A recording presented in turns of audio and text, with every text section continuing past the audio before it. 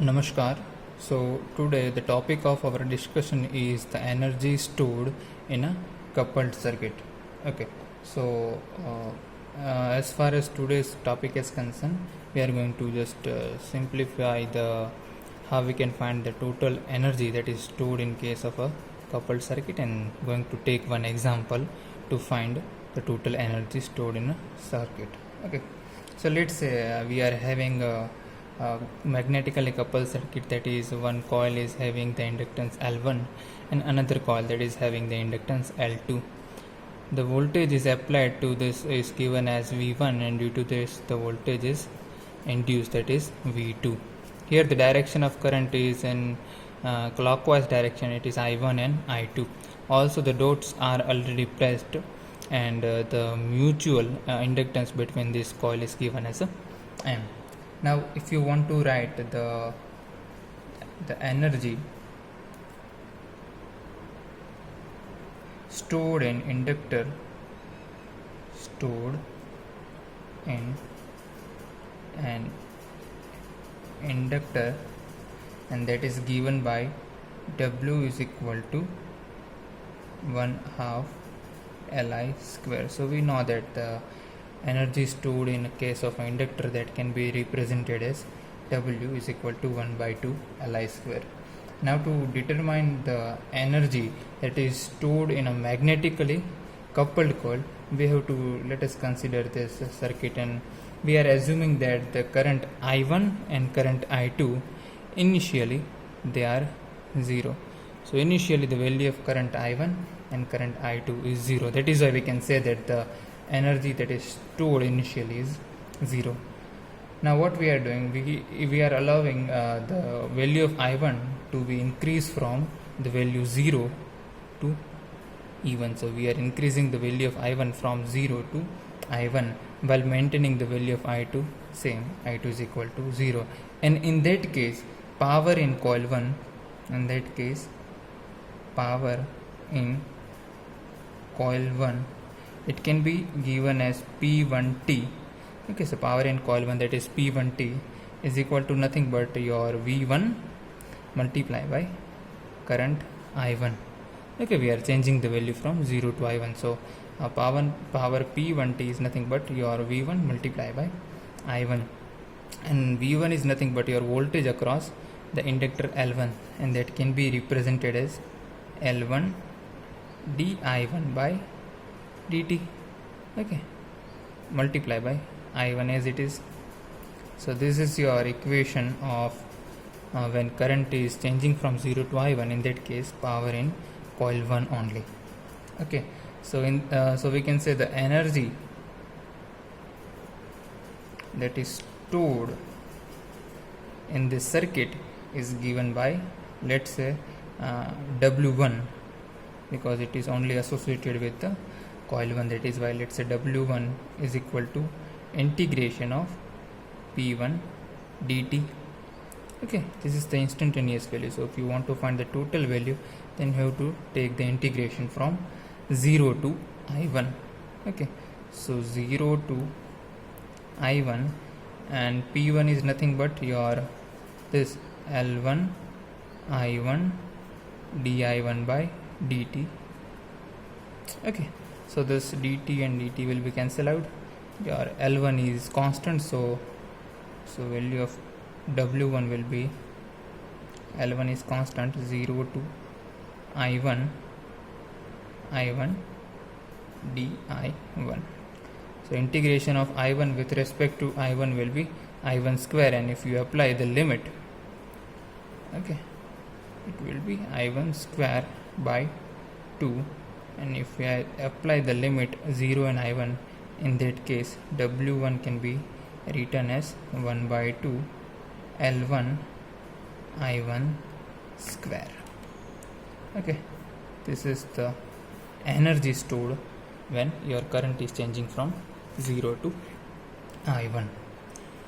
Now this is the first case. Okay, now let us discuss about the second case. In that case we are allowing the value of current I2 to changes from 0 to I2, and we are maintaining now the value of current I1 is equal to I1. So once your current I1 reaches I1 value, then we are going to vary I2 from 0 to I2 and maintaining your current I1 as a constant. So in that case, your power in coil 2 can be represented as P2T. Now already the current I1 is flowing into this circuit. Okay. Now when the current I2 will flow, there will be some mutual inductance between L1 and L2.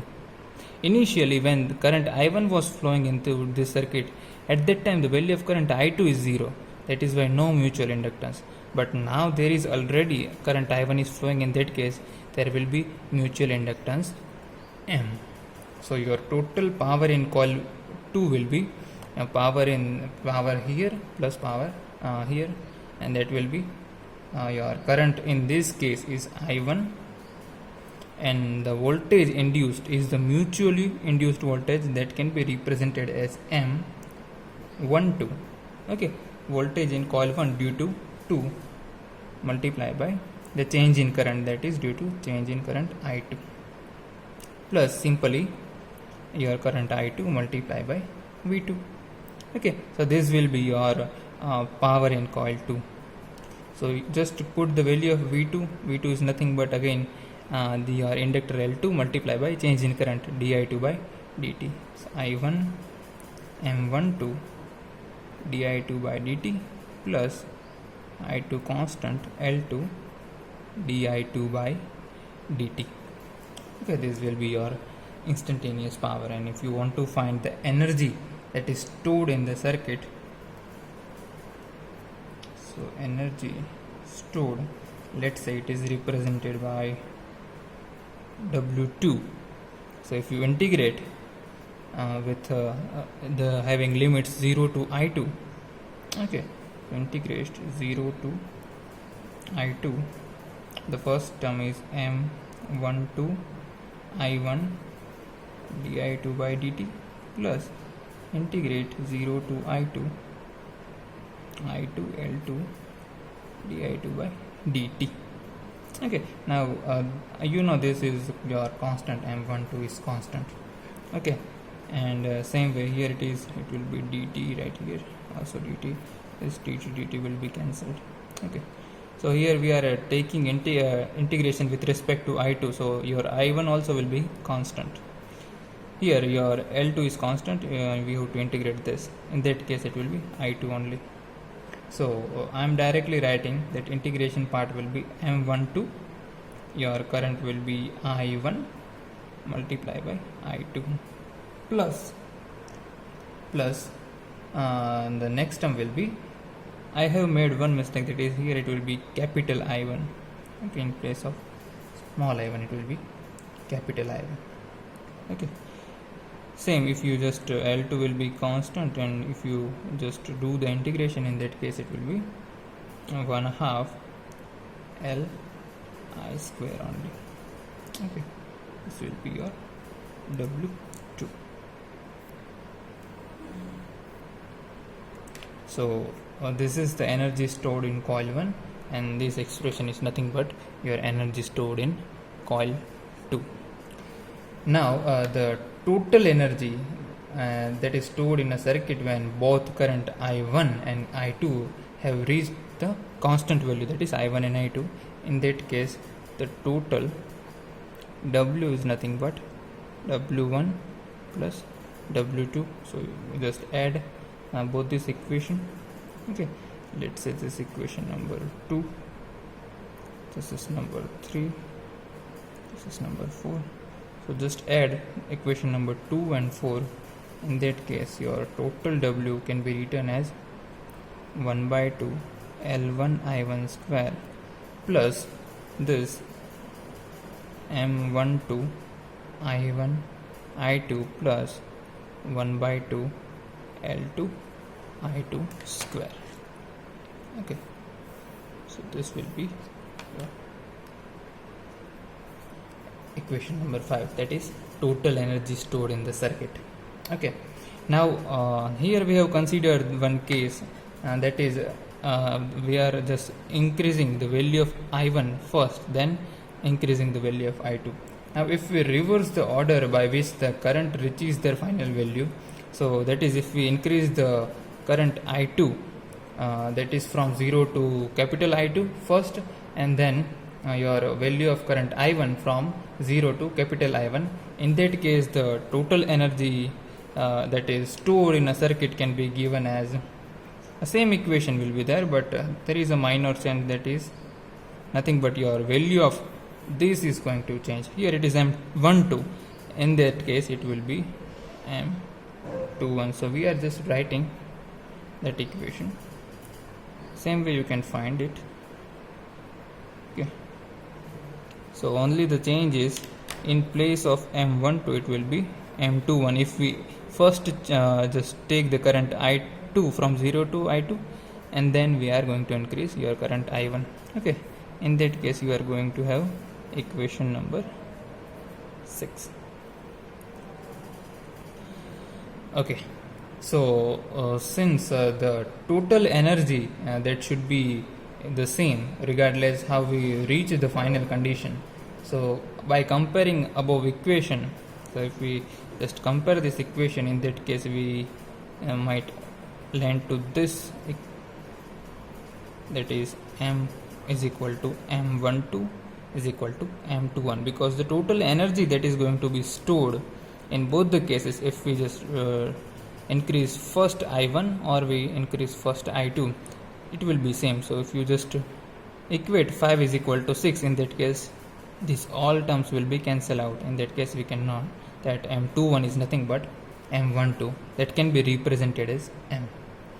So finally we can write your total energy stored in this case is nothing but 1 by 2 L1 I1 square plus M I1 I2 plus 1 by 2 L2 I2 square.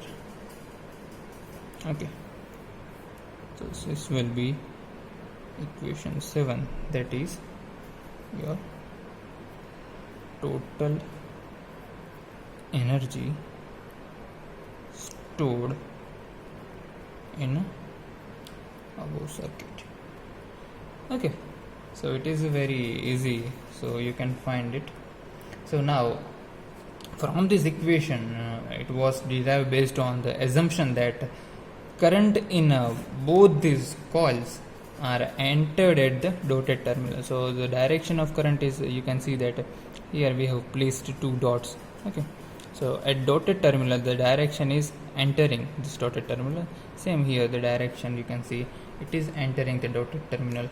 If one current is entering at dotted terminal while other current is, let's say, it is leaving from dotted terminal, in that case the sign of the mutual voltage, this means we are talking about these terms, is negative, and so that the mutual energy, it is also going to be negative.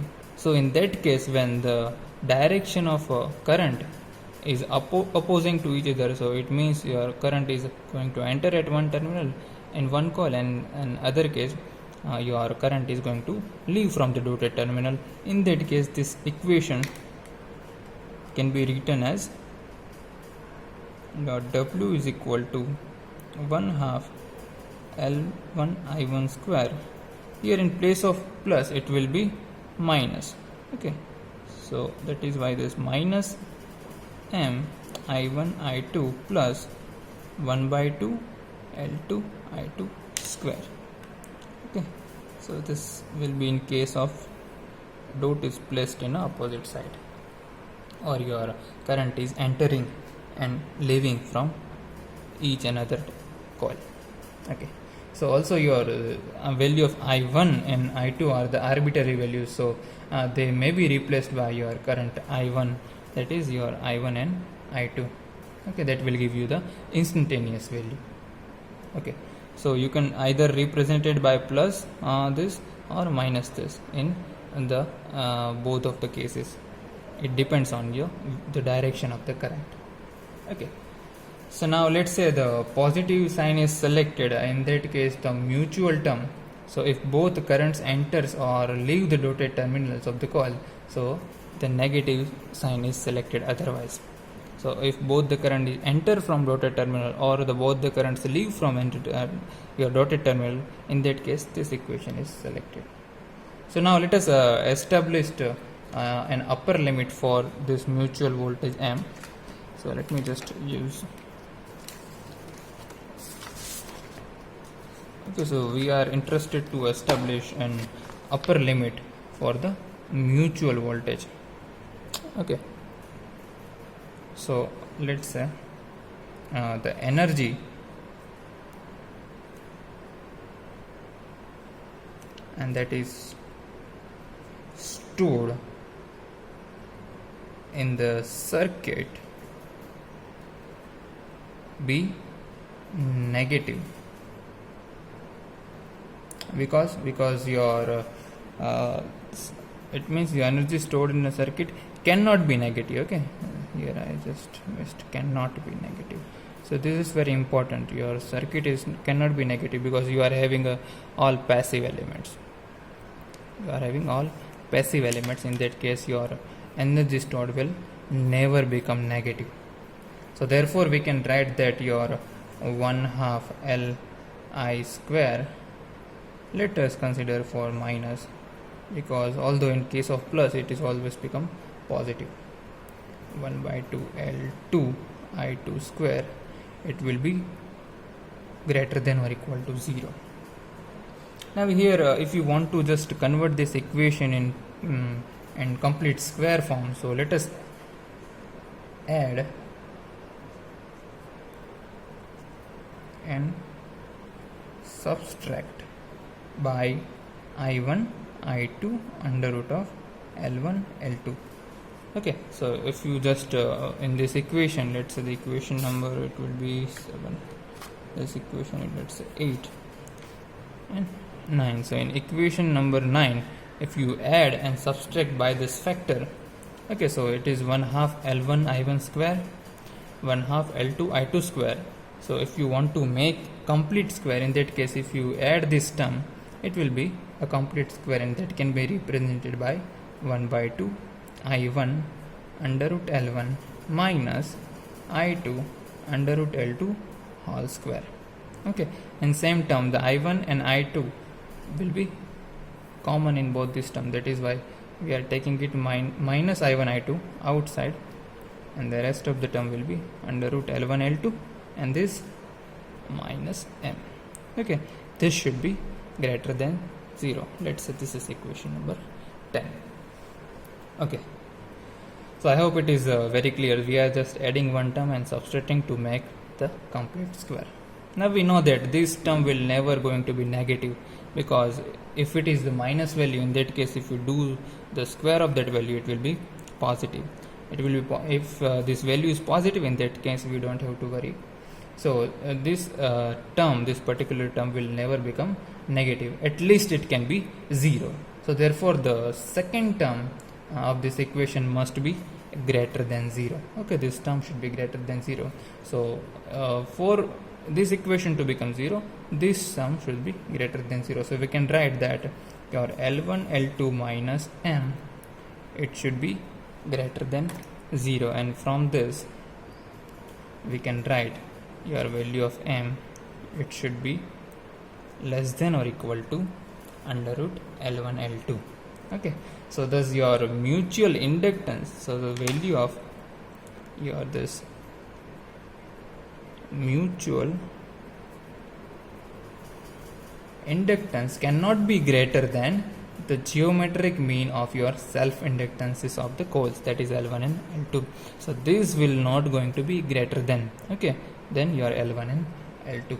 So the exact same relation also can be represented as M. If you just put a constant, that is a K, it is represented as M is equal to K and into the under root of L1 and L2. Now this K is nothing but K right here is your coefficient of coupling. Okay, is nothing but your coefficient of coupling. So coefficient of coupling K is a measure of your magnetic coupling between the two coils. Okay, between your two coils, your primary coils and the secondary coils, how the coupling is done. Okay, so your value of K is generally varies between 0 to 1. Okay, so it might be the value will be 0.5 or 0.2, 0.8. It won't be greater than 1, and it won't be less than 0. Okay, now let us try to solve one example to find the energy stored in a circuit, so that will clear your this entire concept. Now let us consider this example. So we are interested to find the coefficient of coupling and also calculate the energy stored in a inductors at the time t is equal to 1 second if your voltage is given by 60 cos 4t plus 30 volt. So the first thing is very easy to find the coefficient of coupling, that is K is equal to, we can write m divided by under root L1 L2. Okay, so you know that your m is nothing but K multiplied by under root L1 into L2. So if you want to find K, just take it into the denominator. So K is equal to m divided by L1 into L2. Your mutual inductance is given 25 and your self inductance is 5 and 4. So 5 multiplied by 4. So if you do 25 divided by 20, it is easily calculated as 0.56. So another thing you have to just remember, that if your entire flux that is produced by one coil links another coil, in that case your coefficient of coupling is 1. Okay, so we can say this and we have 100% your coupling. Okay, and this kind of coupling is called the perfect coupled. Now when your value of K is less than 0.5, in that case it is known as a your loose coupling. Okay, this is perfect coupling, this is called loose coupling, and it is value is greater than 0.5, it is called tightly coupled circuit. Okay, so here in that case the value is 0.56, that is why we can say it is tightly coupled circuit. Okay, now to find the energy stored in a coupled inductor at the time t is equal to 1 second, and we have given the voltage, that is 60 cos 40 plus 30. So from this equation here you can see your omega is nothing but omega t plus 5. So value of omega is 4 and unit is radian per second. Okay, so from this, if you convert this circuit in a frequency domain, in that case your 5 ohm resistor inductor can be represented as j omega L1, and the j is as it is, the value of omega is 4 and value of L1 it is 5, so we can say it is 20J. Okay, same way your value of 2.5 Henry is J omega 2.5, not 25, sorry, I made mistake right here, so it is 2.5. So if we just put J omega, and that is mutual inductance M, so J omega is 4 and 2.5 is nothing but J 10. Same way you can find for 4 Henry, in that case you will get your J 4 into 4, that is 16. Okay, same for capacitor, it will be 1 upon j omega c. So 1 upon j omega and c is 1 upon 16. Okay, so just put the value and you will get minus j4. It will be j4. Okay, if you multiply and divide by j, so this will be j square, and j square is nothing but minus 1, so you can write minus j4.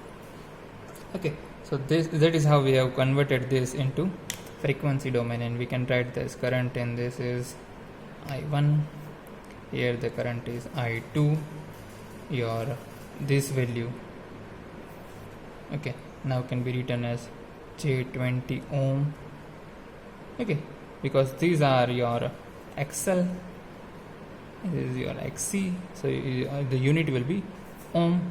So here in this case it is J16 ohm, here it will be minus J4 ohm, okay, and this is J10 ohm. Now we are interested to find the value of current I1 and I2, so we can calculate the energy stored in a coupled inductor, because we want to multiply the voltage into current. So we have the value of voltage, we want to find the value of current, that is I1 and I2. Okay, so if you just use your mesh analysis in this loop and this loop, the equation will be, you can write that your 10, which is current I1 is going to flow from your 10 ohm resistance, and your XL, that is 20, that is why we can write in loop 1 10 plus J20, the current is I1 plus J10 I2, okay, is equal to nothing but your 60 at an angle of 30, 60 and angle is 30. Same way for your loop 2, we can write this is going to be the minus J4 plus J16, the current is I2 plus the whatever this part is the J1, this mutual part, okay, that is going to equal to 0. Now if you just simplify this equation, so this will be your I1, that is equal to minus of 1.2 I2. Okay, I am just simplifying both this equation. So let's say this is equation number 1 and this is equation number 2. We have two equations and we are going to find the two unknown variables. So if you just solve this equation, you can find the value, it is I1 and I2, that I have already find it, so I am not going to solve this equation for you right now, but you can find, na? So it is I1, it is going to be your, what do you call, 3.905 at an angle of cos 4t minus 19.4, and value of I2 is nothing but 3254 cos 4t plus 106.6. okay, this will be in amps. So I have already calculated this value, that is why I can directly write I1 is this value and I2 is this. Now at t is equal to 1, we are interested to find the energy stored in inductor at time t is equal to 1 second. So at t is equal to 1 second, the value of this 4t is 4 radian. Okay, so if you just put that value of t right here, in that case it will be 4 only radian. Okay, first the unit was radian per second, now the second is cancel out with the time t 1 second. In that case your this theta will be 4 radian only. Okay, and this 4 radian, if you convert into degree, it is going to be 292.2 degree. So if you just convert both this equation in degree, it will be your 3.905, and now simply just put the value of t, okay, and that is 229.2 minus 19.4 as it is. In place of t we are putting your 1, and 4 radian is nothing but 229.2 degree, so that is why we are converting into degree, and just find the cos of this value, and if you do so you will get 3.389 ampere. Same way you can find the current I2, that will be 2.284 ampere. Okay, So this will be the value of current I1 and I2. Once you got this value, you know the energy stored in a circuit can be given by 1 by 2 L1 I1 square plus, because here your current is entering. Okay, we have seen this direction, that is why current is entering at dotted terminal. Same way your current is entering at dotted terminal. So the sign of the mutual voltage will be, mutual inductance is positive. Okay, plus 1 by 2 L2 I2 square. So if you put the value of I1 here I1 I2, you have the value of L1 L2.